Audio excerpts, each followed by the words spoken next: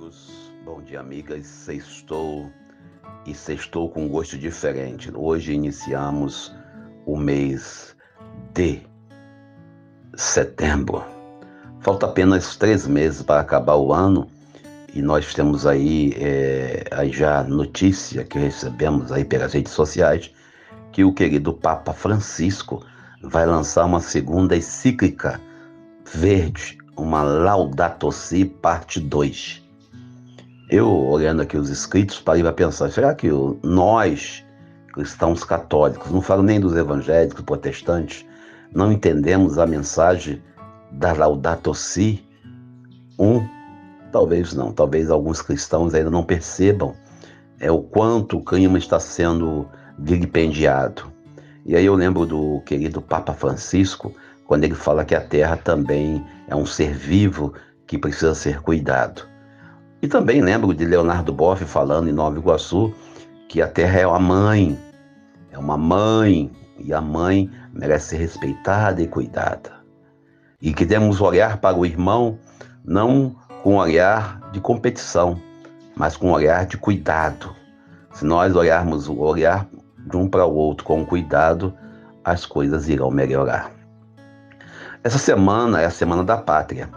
A pátria que alguns confundem com propriedade privada, né? Tivemos aí no país chamado Brasil o roubo durante os 6 anos, mais ou menos, dos símbolos que representavam mais ou menos o povo brasileiro. Houve o roubo da bandeira. Alguns se apropriaram da bandeira para fins políticos. Alguns se apropriaram da camisa da seleção brasileira para poder dizer, olha, nós somos os brasileiros, somos os patriotas. Houve uma mistura de 3 sentimentos. Primeiro, o sentimento de indignação e de revolta em relação ao meio político, criando assim um herói, criando assim um pseudo-herói. Segundo, a gente percebe claramente um fanatismo em relação à Terra Brasis, sabendo que a Terra Brasis ela não é do branco, não é do negro, não é do indígena, é de todo brasileiro. Embora saibamos e devemos defender sempre aqueles que sofrem mais na pele, sofrem mais na carne, o preconceito e o racismo, e também perdem seus direitos, como por exemplo a ideia do marco temporal da internet, pois o marco temporal tenta restringir a terra que é dos indígenas. E a gente tem que ser contra o marco temporal. Também a questão do negro, que foi trazido à força das terras da África, e aqui foram, vamos dizer assim, escravizados, humilhados, destratados, e com todo respeito, perderam naquele contexto o direito à sua humanidade. E hoje nós já temos a cabeça que o negro é tão homem, tão gente, quanto qualquer outra pessoa, seja da cor da pele que for. E nós sabemos que temos uma dívida histórica com o povo negro. Nós temos uma dívida histórica com aqueles que, com seu sangue, seu suor, fizeram o Brasil acontecer em mais de 300 anos. Isso mesmo, mais de 300 anos de escravidão no Brasil. E nós sabemos claramente que os negros sofreram na carne, na pele, esse preconceito, essa mancha que nós temos na história brasileira.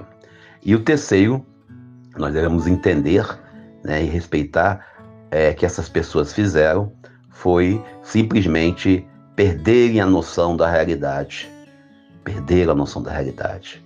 Não adianta você apontar e você dizer, olha, tá aqui, isso que o fulano fez é crime. Não, mas não interessa.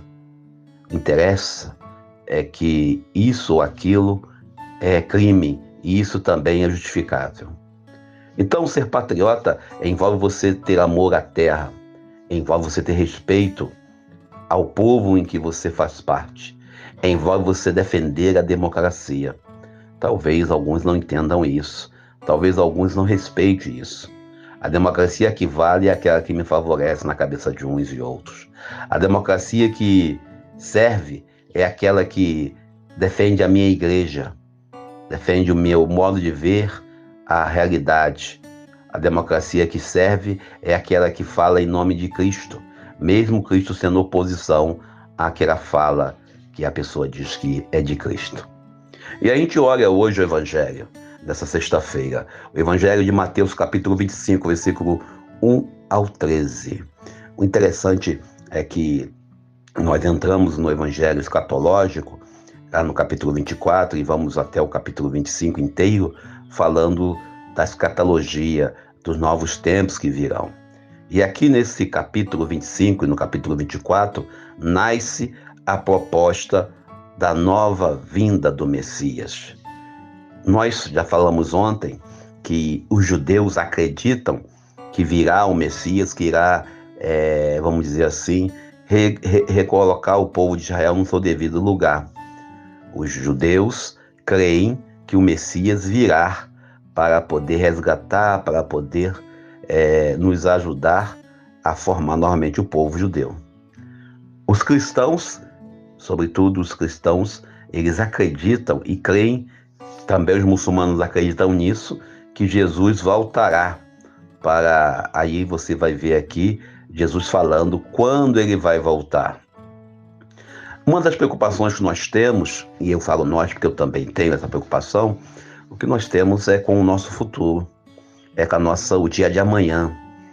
Nossa preocupação talvez seja um planejamento excessivo da atitude, da ação que vamos ter e vamos executar. Jesus fala do reino dos céus e ele fala de 10 virgens que com suas lâmpadas foram ao encontro do esposo. Sabemos claramente que as 10 virgens aqui podem ser lidas como o povo, como nós cristãos, como a igreja, a comunidade reunida, e o esposo sabemos claramente que é o Cristo Senhor.